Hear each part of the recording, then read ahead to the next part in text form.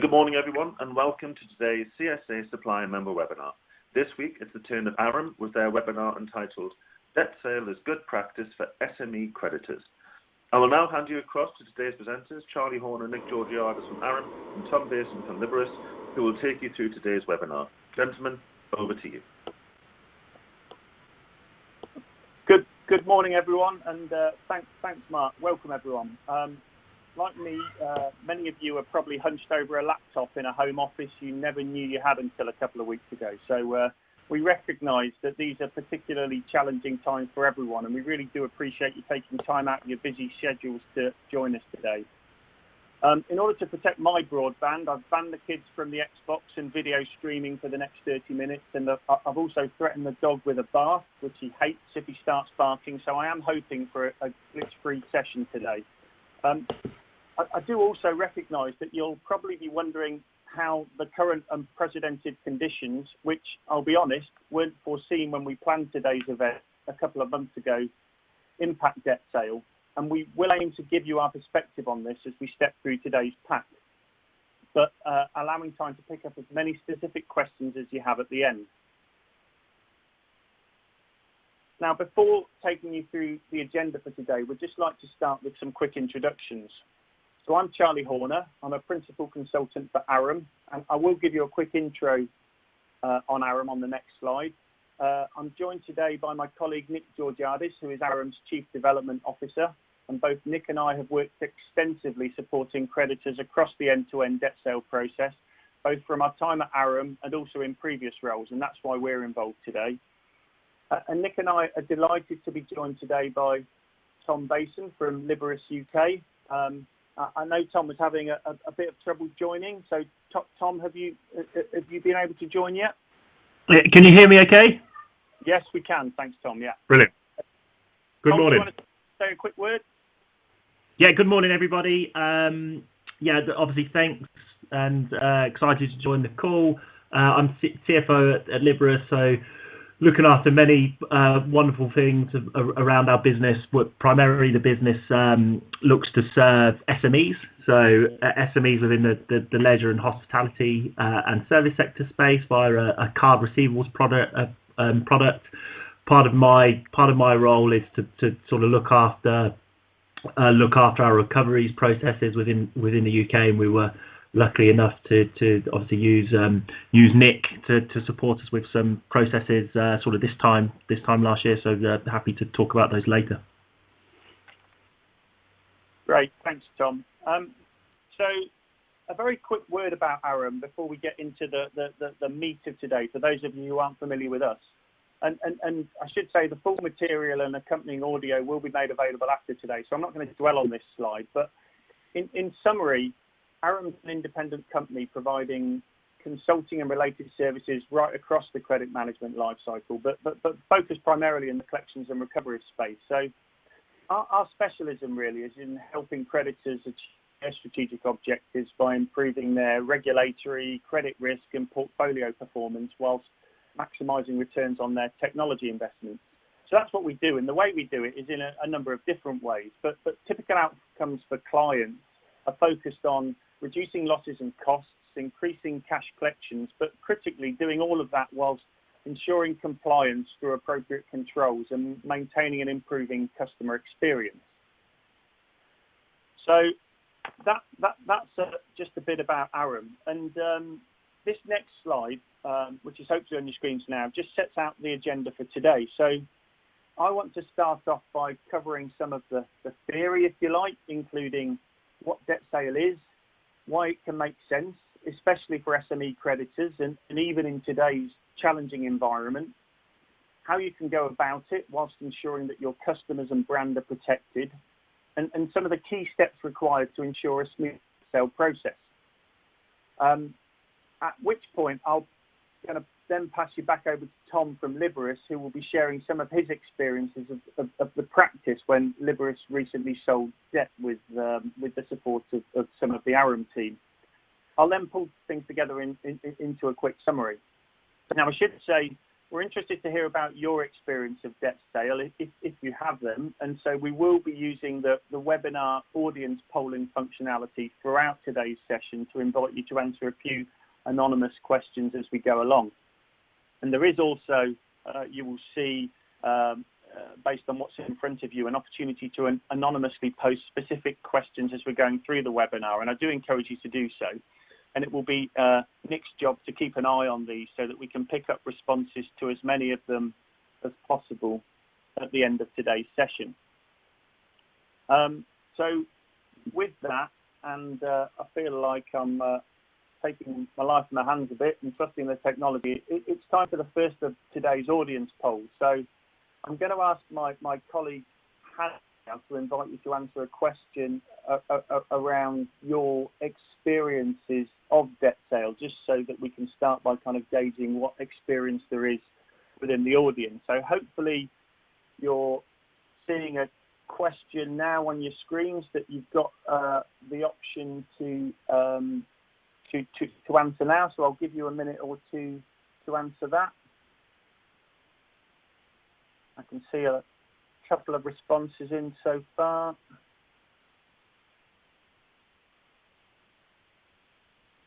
Okay. So based on what I'm seeing in front of me, so far we have got some reasonable experience of debt sale in the room, which is great. But I'm also seeing that we haven't had votes from everyone, and so what I'm going to do now is, in the interest of time, just push on, because I want to start by ensuring we've got a kind of common level of base understanding around what debt sale is, which is what I'm going to cover on this next slide. So debt sale involves the sale of a set of debtor accounts from a creditor, that's the seller, to a debt purchaser, the buyer, who then effectively becomes the legal owner of the debt and will be responsible for pursuing the debtor for payment.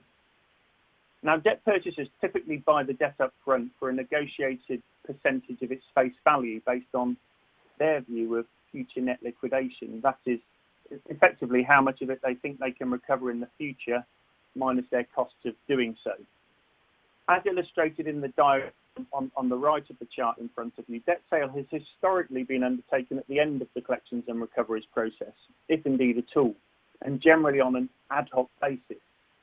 But it now often happens earlier in the process, both pre and post default, and what are sometimes known as forward flow arrangements are more common, which is where a commitment is effectively made to sell the debt accounts on a regular, ongoing basis at a certain point in the process. Now, when it's done right, debt sale can make good sense for both the creditor and the debt purchaser. And I can see that while I've been talking, the final results of that first poll have come in, so it do look like we've got a bit of a polarised audience, some with some experience of debt sale and some with none. And I should point out, actually, that the polls are geared around the kind of the creditors, but I do accept that we've got a cross-section of some purchasers in the audience and some others with a sort of broader role within the industry. But thanks for your participation in that poll.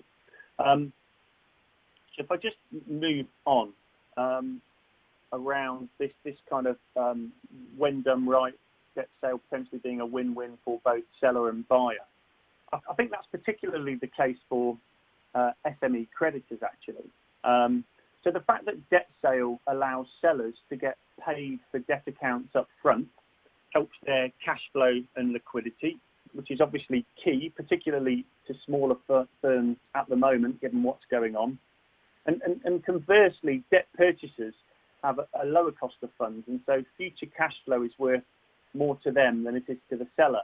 And this longer-term view is built into their business models. Now, clearly, in the current environment, liquidation curves will be, if you like, flatter and longer, as purchasers, like the creditors themselves, will be allowing for more subdued collections activity and providing more customer forbearance, which will reduce, in essence, what they're prepared to pay for the debt. But that doesn't mean that debt sale may still not be a good option for some creditors. Debt sale can also save on the significant investment in people, process and technology that is required to build an effective collections and recoveries capability. An investment that can be hard for an SME creditor in particular to justify. Now, the debt purchasers have already invested in strong collections and recoveries infrastructure and need scale and a steady supply of debtor accounts to feed their operational machines. In terms of focus, selling debt accounts to a debt purchaser enables SME creditors to focus their often limited resources on the front end, that is running and growing their business. Debt purchasers are set up to maximise returns from debt portfolios. This is their focus, and therefore they'll generally be more effective and efficient at doing it than the seller. And on the critical issue of compliance and brand, and we will cover this in a little more detail in a moment, a well-run debt sale process will help ensure that the seller's brand and consumers are still protected.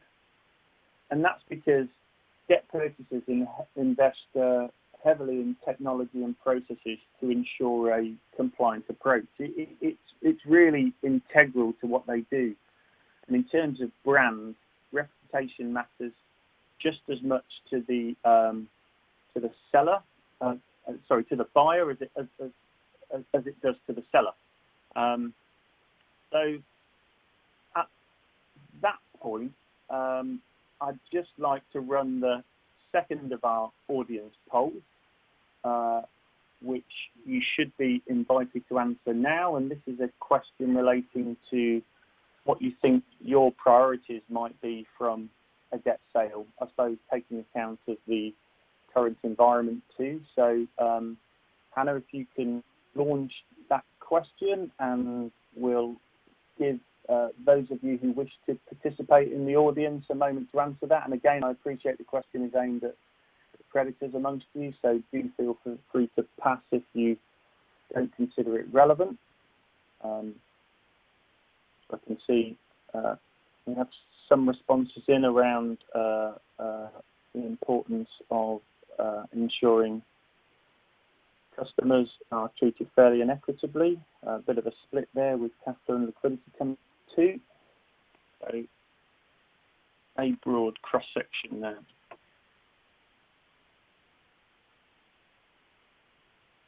I'm getting mesmerised by the changing graphs, so I'll just give that a minute to play out.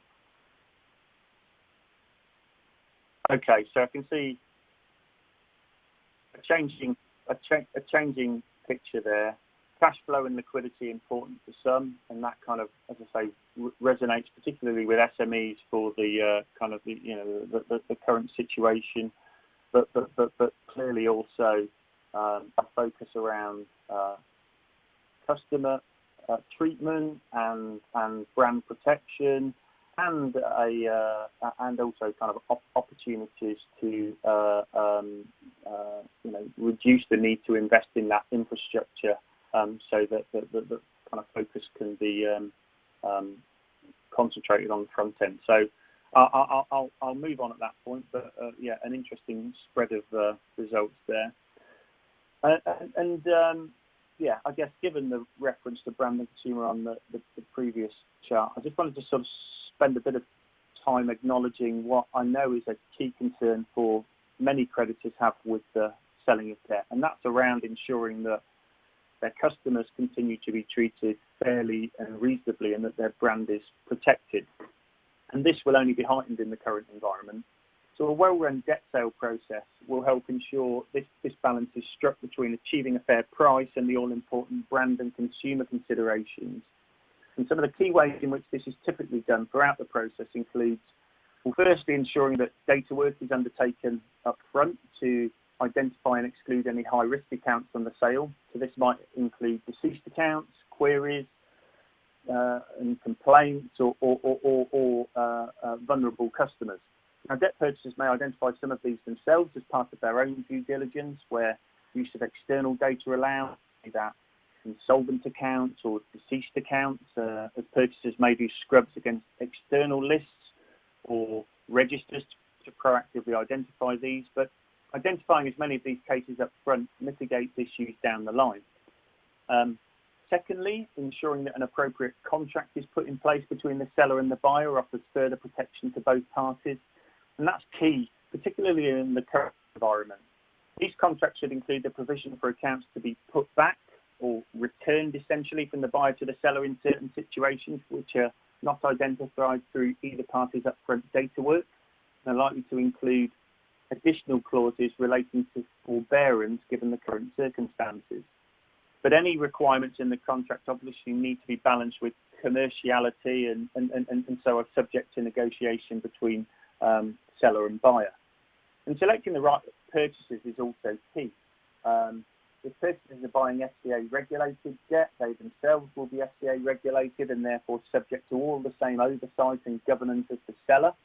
And as touched on previously, good purchasers will have robust compliance processes enabled by good technology and are in a position to take a long-term view which looks beyond the current crisis. But it's important for the seller to do their own due diligence on prospective purchasers, as there are a wide range operating in the market with differing skills, capabilities and sweet spots.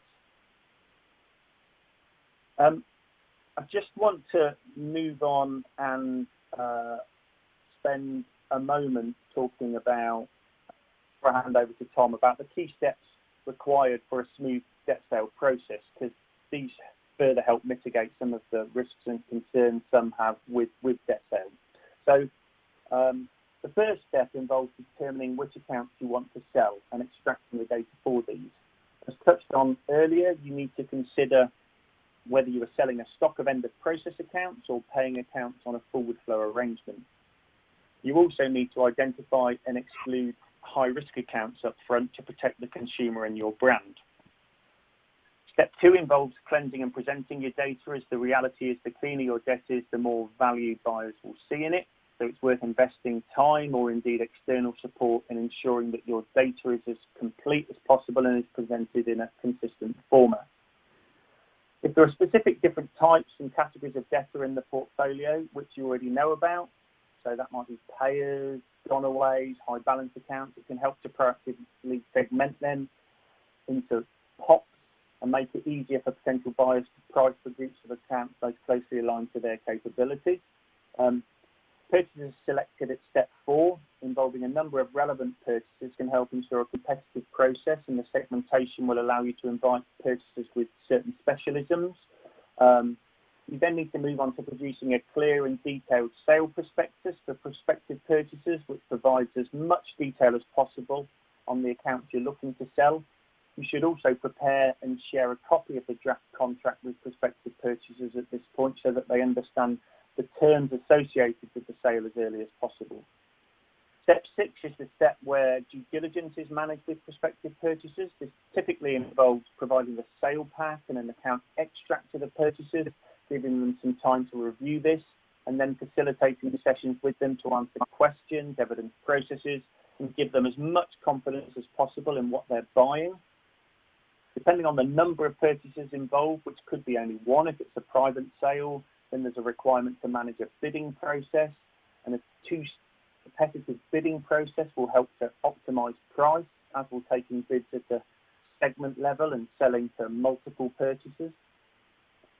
Once you've settled on the purchasers you're prepared to sell the accounts to, the sale transaction needs to be executed, which involves finalising the contract with the buyer and exchanging title on the accounts. And there are then some things for the seller to think about post the sale, especially in relation to ensuring a robust process is in place for post-sale queries and receiving back any accounts that the buyer wants to legitimately return based on what was agreed in the contract. So quite a bit to think about. That's a quick walk through the steps in the process. That's typically an 8 to 12 week process from start to end, depending on number of purchases involved and the kind of complexity of the portfolio.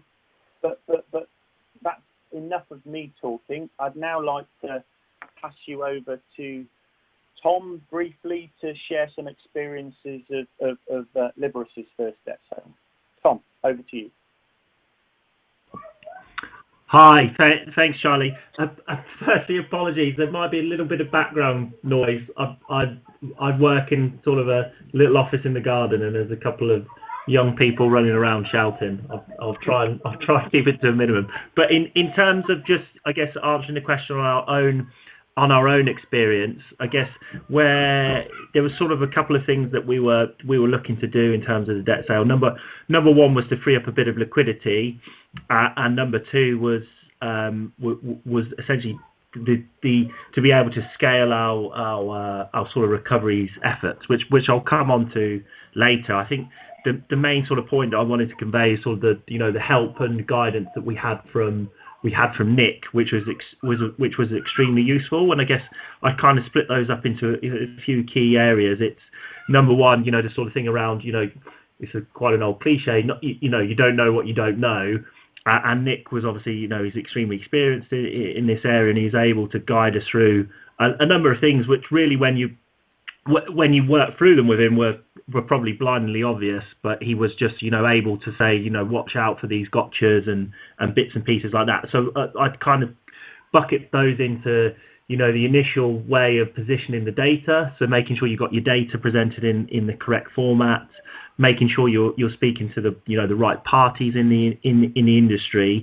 And then once you get into the sort of tender process, making sure that there's bits and pieces that might be dropped in from the individual purchasers, whether it be around exclusion criteria or the asset quality tests, making sure that you've made sure you've worked through all of those appropriately, made sure that there's not going to be any big kickouts, and that you've got the appropriate headroom that allows you to sort of operate as you see fit moving forward. So there's kind of a whole range of things that where Nick was really useful for us in terms of making sure we positioned it correctly and tried to, I guess, future-proof the process as much as we could.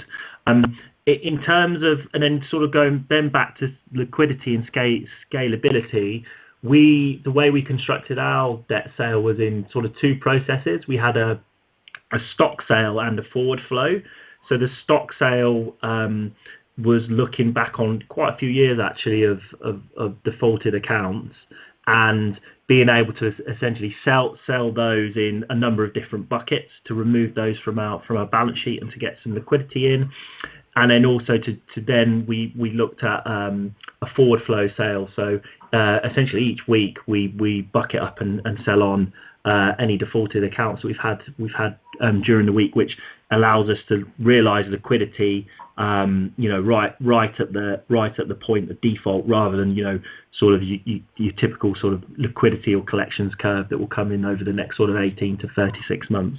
And really, that's sort of the main thing from the liquidity side. And then really, I think the main benefit that we've had is on the scalability side. So as a business, we're very much focused around, what we do is we integrate with a number of the big acquirers and purchase and payment processes around the globe. And really, that's our focus as a business, to continue to scale our platform so we can continue to offer the finance product that we do to all the SMEs that we serve. Being able to then build a big recoveries team off the back of that isn't really something that we want to do strategically as a business. So being able to utilize a party who's able to do that for us, so it's almost like outsourcing our recoveries and collections team to an extent. To do that for us has been super helpful, because that is quite a difficult process to scale on a small basis. There's not really a lot of shortcuts or automation that you can put in. Whereas if you're working with a big partner who's naturally already got some of those underlying economies of scale from just the fact that they're dealing with a lot of data on a day-to-day basis, that's been really beneficial for us. So we've essentially been able to leverage the scale of an outsourced provider as such to benefit us. So I'd kind of split it up into those three small buckets. So being able to work with an expert who knows, able to handhold you through the process and position position your debt sale and your sort of defaulted book in the best way possible, and also that frees up some time so you can get on running your own business, and then it's really then the benefit you get from liquidity and the sort of scale that you're able to leverage off the back of it. That's they're sort of the three key areas that I thought I'd call out, and we found extremely useful from our experiences. Great, thank you very much for that, Tom. Even the more impressive and genuine for some of the background activity that was going on. Sounds like a very harmonious household, but that was great. And before we just sort of finish off and answer and invite questions from the audience, I can see we've already had one or two. I just wanted to sort of summarise things. So hopefully, if you were new to debt sale before today, you now have a better idea of both the theory of debt sale, but also of the practice based on some of the experiences that Tom shared from a Liberis perspective. So I guess three key things we'd like you to take away from today's webinar.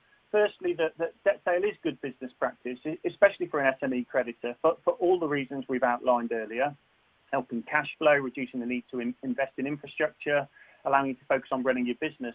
Secondly, that if you follow a good debt sale process, you can realise these benefits whilst protecting the consumer and your brand in these uncertain and volatile times, and still whilst getting a fair price for your debt.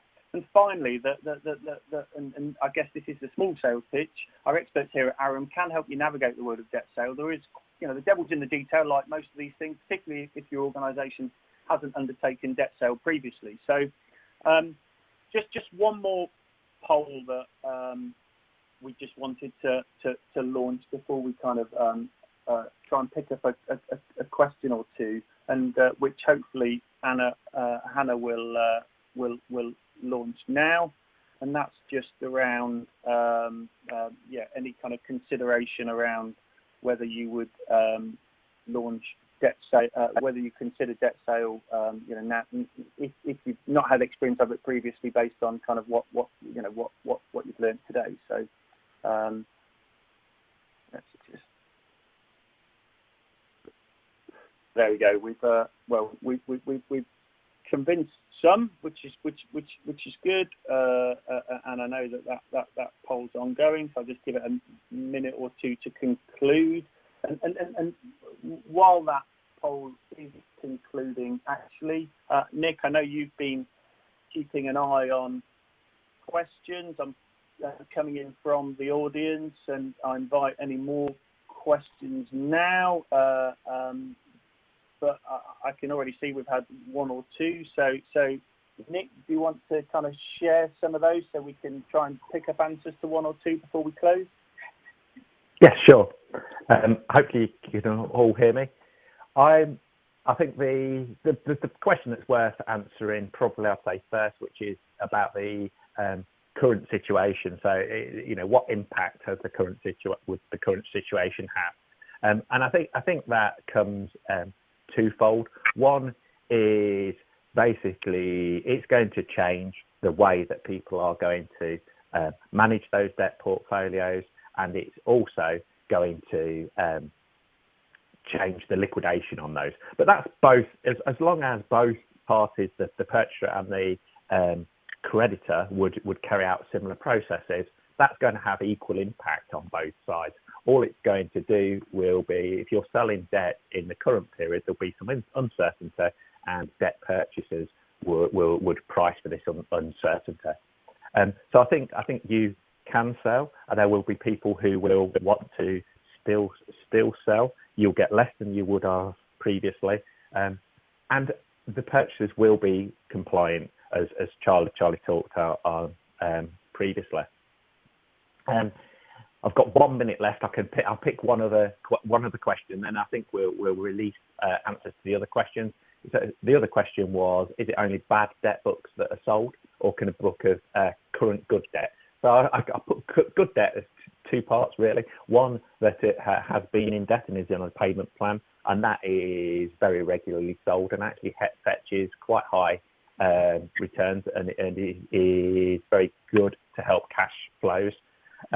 And the second part to that is there's live books, so that haven't defaulted before, yes, that can also be sold. But that is often a little bit more specialist as that you're managing active books. I think I need to pass over as we're almost out of time. Yeah. Thanks, Nick. We've had one or two questions that have come in at the very last minute, which we will answer and post with the information that supports this. But before I pass you back to Mark, thank you very much again for your attendance today. I hope it was useful. There's my contact details there if you want to reach out. And stay safe and have a good day. Thank you. Thank you, everybody. Thank you, Charlie, Nick and Tom, for what was definitely an interesting and informative webinar. As Charlie mentioned, we will make a note of the questions that have come through that weren't able to be answered, and we'll revert back to them as soon as we can. I'd like to remind everyone that this webinar will be made available on the CSA website. If you'd like to listen again or recommend it to colleagues, you will be able to access it from there once it's been loaded over the next couple of days. Finally, before you go, it would be greatly appreciated if you could provide feedback and grading on the webinar. I see a couple of people have done that already. It'd be great if more of you could do that before you sign out. And to close off, I'd like to thank you all for your time today. Thank you all. Goodbye.